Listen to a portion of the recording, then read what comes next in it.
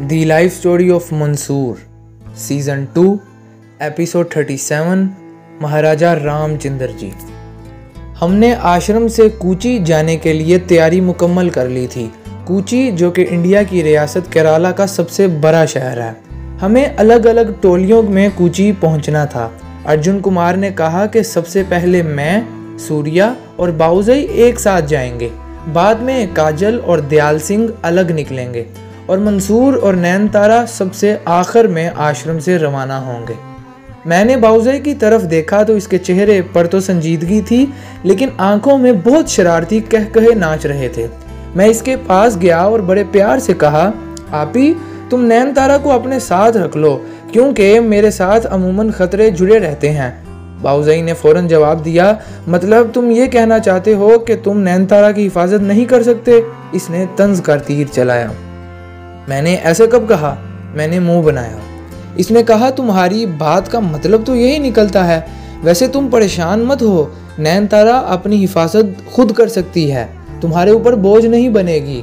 वैसे तुम उसे लेकर नहीं जाना चाहते तो मैं उसे बता देती हूँ। और साथ ही बाउजई ने आवाज लगाई, नैनतारा।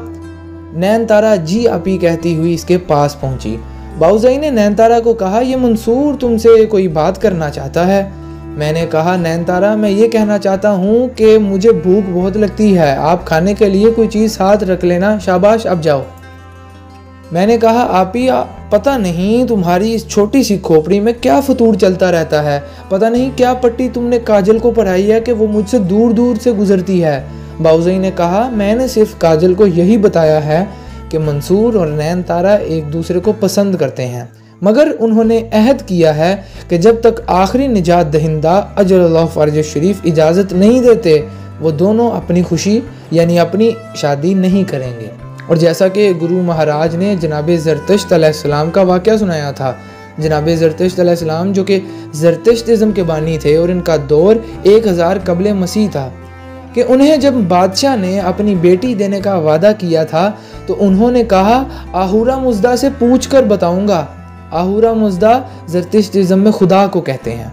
मैंने बाउजई से कहा कि जनाब ज़रतुश्त अलैहिस्सलाम ने जब आहूरा मुज़दा से इजाज़त मांगी थी तो उन्हें इजाज़त मिल गई थी। मुझे उम्मीद है कि मैं भी जब पूछूंगा तो मुझे भी इजाज़त मिल जाएगी, मगर तुम किसी लड़की को मेरे साथ शादी के लिए रजामंद रहने दोगी तो तब। तुमने खुद शादी नहीं की, इसलिए सब पर तुम अपनी सोच और फैसले मुसल्लत कर रही हो। ये तो गलत बात है। मैंने इंतहाई दुख और गुस्से से कहा। वो बाउजई थी, भला उसे किसी की क्या परवाह होनी थी। उसने कहा, ज़्यादा देवदास बनने और आवर एक्टिंग करने की ज़रूरत नहीं, और ना मैं तुम्हारे कहने पर मलका जज्बात बनूंगी। मेरा फैसला अटल है, जाओ जो करना है कर लो। मैंने दांत पीसते हुए कहा, तुम तो ऐसी चड़ेल मुझे चिमट गई हो जिस पर किसी दम तवीज़ धागे का असर नहीं होता। गुरु महाराज ने हमें अपने पास बुलाया और कहा कि ज़िंदगी में परेशानियां और उतार चढ़ाव आते रहते हैं, इंसान को परेशान नहीं होना चाहिए। नई सूरत हाल नई चीज़ें सिखाने के लिए आती है और नए मुकाम अता करती है। जैसे कि जनाब यूसुफ अलैहिस्सलाम को अगर भाई कुएं में ना गिराते तो मिस्र की हुक्मरानी कहाँ से मिलती? कुएं से इनकी नबूवत का आगाज़ हुआ है। अचानक नई सूरत हाल वक्ती तौर पर परेशान ज़रूर कर देती है, मगर इंसान सब्र करे और उस पर गौर करे तो कितनी नई मनाजिल तय कर जाता है। जैसा कि ईश्वर के अवतार जनाबे महाराजा रामचंद्र जी के हालात ज़िंदगी बड़े ही दिलचस्प और सबक आमूज़ हैं। जनाब रामचंद्र जी पर जो किताब लिखी गई है उसे रामायण कहते हैं, यानी राम की कहानी। ये 500 सफ़ात की एक जिल्द है और कुल 15 जिल्दें हैं। इसे जनाब राम जी के ऋषि वाल्मीकि ने लिखा है। 600 कबल मसीह का ज़माना है। हिंदुस्तान के अयोध्या शहर में एक राजा हुक्मरान है और अपने मज़हब का पेशवा भी है। इस राजा का नाम राजा दुसरत है। इससे पहले ईश्वर के अवतार जनाब कृष्ण जी महाराज तशरीफ़ लाए थे। जनाब कृष्ण जी महाराज और राजा दुसरत के दरमियान जनाब कृष्ण जी महाराज के 4 नकीब यानी नायब हैं। 3री सदी में ऋषि जयमन जी गुजरे। 4थी सदी में ऋषि पतंजलि जी तशरीफ़ लाए। इसी तरह 5वीं सदी में ऋषि कपिल, जिन्हें कपिला जी भी कहा जाता है, वो सांख्य मज़हब लेकर आए। फिर 6ठी सदी के अवाइल में इनके शागिर्द गुजरे जिनका नाम आसूरी था, जिन्हें आशूरी जी भी कहा जाता था। उन्होंने भी हिदायत के फ़राइज़ सरअंजाम दिए। इस तरह राजा दशरथ जी का ज़माना आ पहुंचा और उन्होंने 3 अक़द किए थे, यानी 3 शादियाँ की थीं। इनकी एक बीवी का नाम कौशल्या जी था, दूसरी बीवी का नाम कैकेयी जी था और तीसरी बीवी का नाम सवित्रा जी था। इनकी पहली बीवी कौशल्या जी से 3 बेटे पैदा हुए, रामचंद्र जी, लक्ष्मण जी और शत्रुघ्न जी। रामचंद्र जी की शादी ओत की शहजादी सीता जी से हुई। राजा दशरथ की दूसरी बीवी कैकेयी जी से एक बेटा पैदा हुआ जिसका नाम भरत जी था। कैकेयी जी की हमेशा कोशिश रहती थी कि राजा दशरथ जी अपने तख्त का वारिस रामचंद्र जी की बजाय मेरे बेटे भरत को बनाएं, और इस कोशिश में उसने एक मंसूबा बनाया जिसमें वो कामयाब हो गई और रामचंद्र जी को उनकी बीवी सीता जी और भाई लक्ष्मण जी के साथ बिनबास लेना पड़ गया, यानी जिलावतन कर दिया गया। ये तीनों जंगलों में सफर करते हुए जनूबी हिंदुस्तान पहुंच जाते हैं। वहां लंका का रावण नामी बादशाह होता है। रावण की एक बहन जिसका नाम सुपिंका था, वो शिकार की गरज से उस जंगल आई हुई थी। इसने जब रामचंद्र जी को देखा तो इनकी गर्विदा हो गई। यहाँ इसकी सीता जी से रकाबत पैदा हो गई।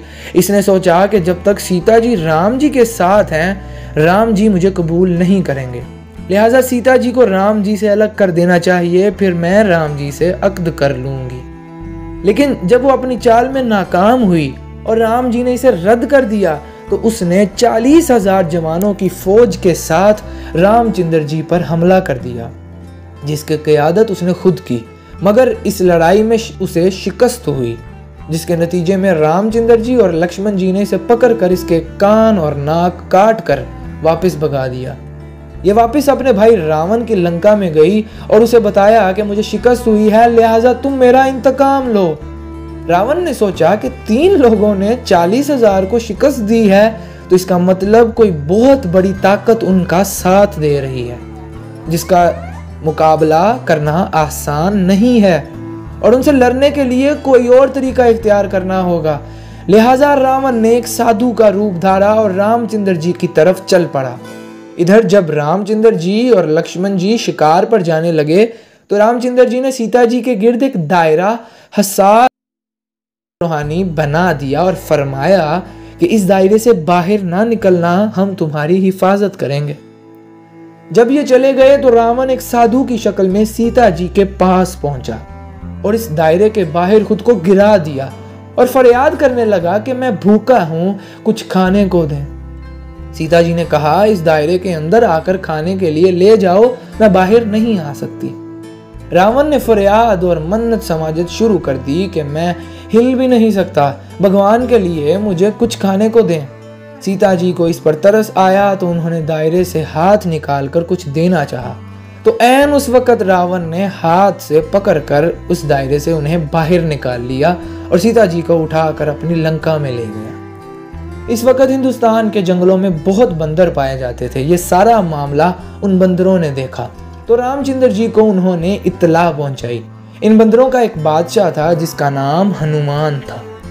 हनुमान ने अपनी फौज समेत रामचंद्र जी की मदद की और राम जी ने रावण की लंका पर हमला करके उसे ख़त्म कर दिया और सीता जी को वापस ले आए। यहाँ कुछ लोगों ने सीता जी पर इल्ज़ाम लगाया कि वो रावण के पास रही हैं, क्या इनकी इस्मत महफूज है? तो रामचंद्र जी ने सीता जी से कहा कि आपकी इस्मत महफूज है, मगर सब लोगों के सामने आपको अग्नि परीक्षा की सूरत में इम्तिहान देना पड़ेगा। सीता जी ने कहा, मैं हाजिर हूँ, आप इम्तिहान लें, मेरे तकद्दुस की गवाही भगवान देगा।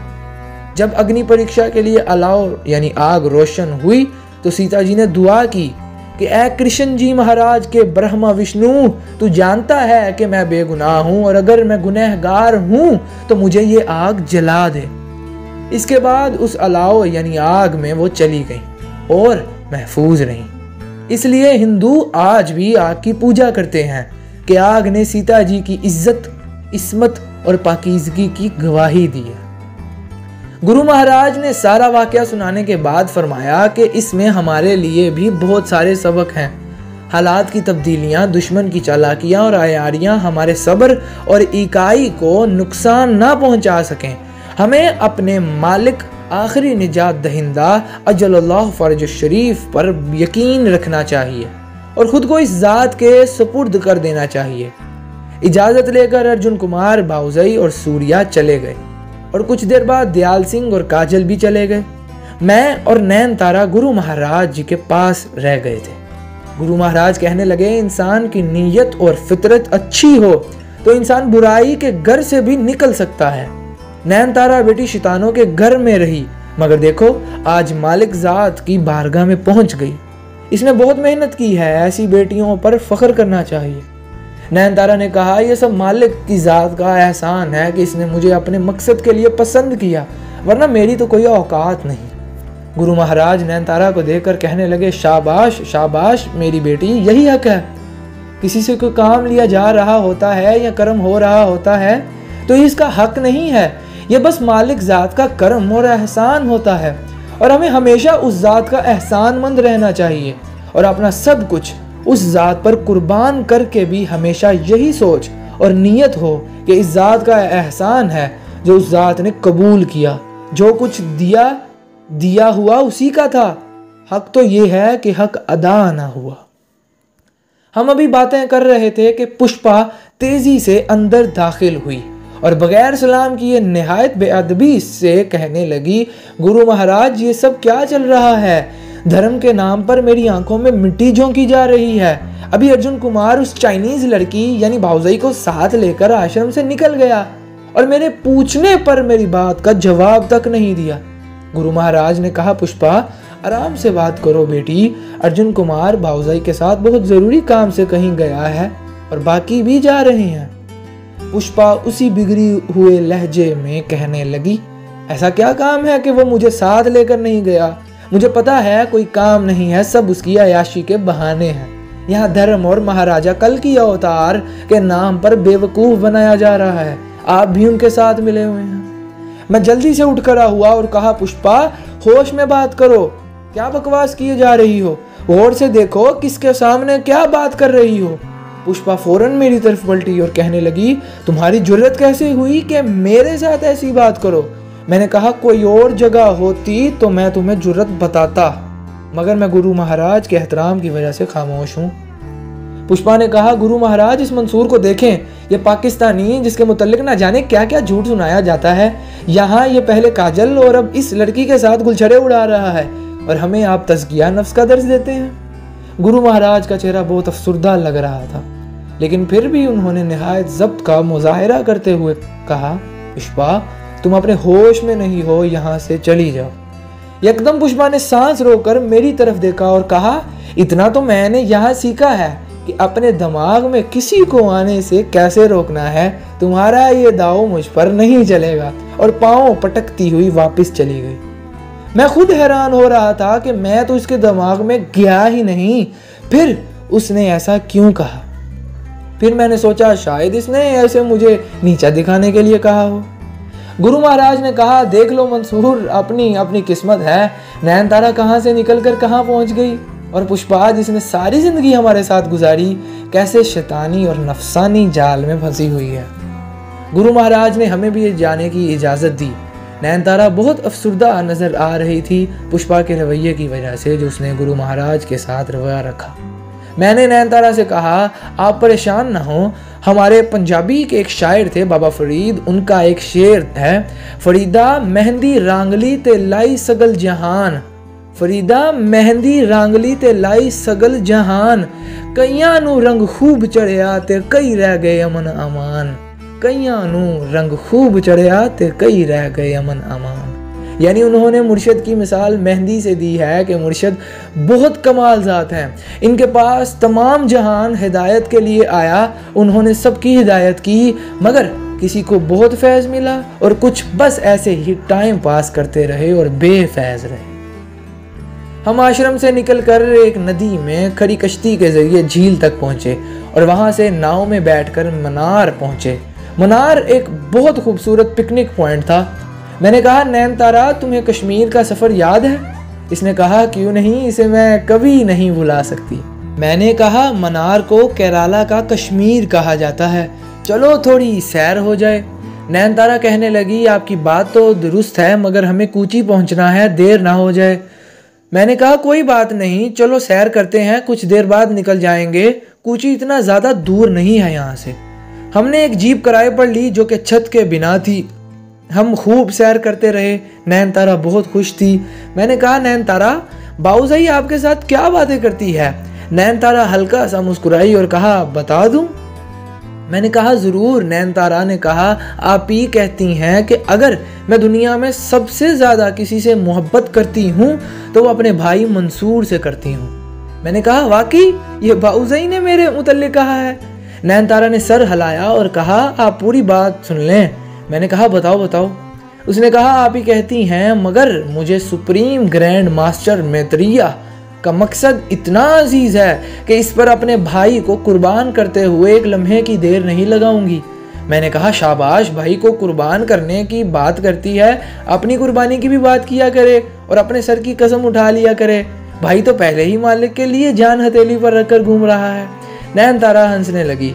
मैंने कहा, तुम भी इसके साथ मिल गई हो और मुझे यकीन है वो चड़ेल अब भी टेलीपैथी के जरिए तुम्हारे दिमाग में होगी।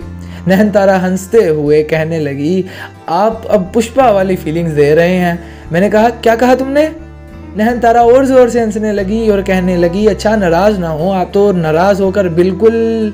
मैंने कहा, क्या बिल्कुल? नैनतारा कहने लगी, मैंने ये तो नहीं कहा कि आप नाराज़ होकर बिल्कुल पुष्पा की तरह लग रहे थे। मैं इसे बहुत हैरत से देख रहा था। बाऊजाई ने नैनतारा को भी अपनी जैसी आफत बना दिया था। मैंने कहा, अफसोस है बाऊजाई, और तुमने बल मुझ पर ही फारना होता है। वही काफ़ी नहीं थी कि अब तुम भी शुरू हो गई हो। नैनतारा ने मेरी तरफ देखा और फिर शर्मा कर नज़रें फेरी और कहा, हमारा आपके अलावा है भी तो कोई नहीं। मेरे दिल की धड़कनें बेतरतीब होने लगी। मैंने कहा, नैनतारा, सच कह रही हो या मेरे लिए कोई फरेब समाअत है? नैनतारा ने कहा, हमने कभी आपसे झूठ बोला है? मगर ये क्या आप यहाँ आकर काजल को पसंद करने लग पड़े? नैनतारा ने कहा, मैंने कहा, ये ज़बरदस्ती नहीं। जब तुम बाऊजाई के साथ चली गई तो मैंने सब्र कर लिया था। बाऊजाई ने तुम पर पाबंदियाँ लगा दी थीं और तुम्हें भी यही सब पसंद था। फिर अचानक काजल आई। उसका मिशन मकसद के लिए खुलूस, मोहब्बत, दलेरी, जहानत, फाइटिंग ने मुझे अपना गर्विदा बना लिया। लेकिन वो मेरी तरफ से पसंदीदगी का एक इजहार था और शायद वो भी मुझे पसंद करती है, लेकिन इससे ज़्यादा कभी हमारी आगे बात नहीं बढ़ी। नैनतारा ने कहा, काजल अच्छी और प्यारी लड़की है। अगर आप एक दूसरे को पसंद करते हैं तो मुझे कोई एतराज़ नहीं। नैनतारा ने सर झुका लिया। मैंने कहा, नैनतारा, क्या ये सच है कि तुम मेरी वजह से आश्रम में बाऊजाई को लेकर आई हो? नैनतारा ने सर हिलाया। अब मेरी अजीब सी हालत थी। मेरे दिमाग में काजल, नैनतारा काजल घूम रहे थे। अजीब एक मखमसे की हालत में था और परेशान हो रहा था। पता नहीं मेरी किस्मत का चक्कर था या बाऊजाई का कोई चलाया हुआ चक्कर था कि मेरा सारा चक्कर से सर घूम रहा था।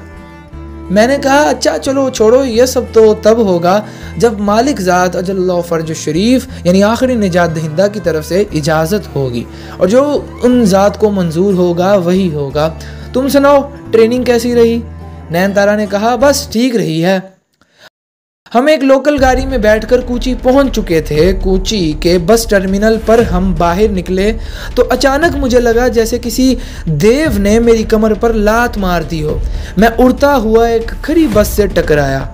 मेरे कानों में नैनतारा के चीखने की आवाज़ आ रही थी।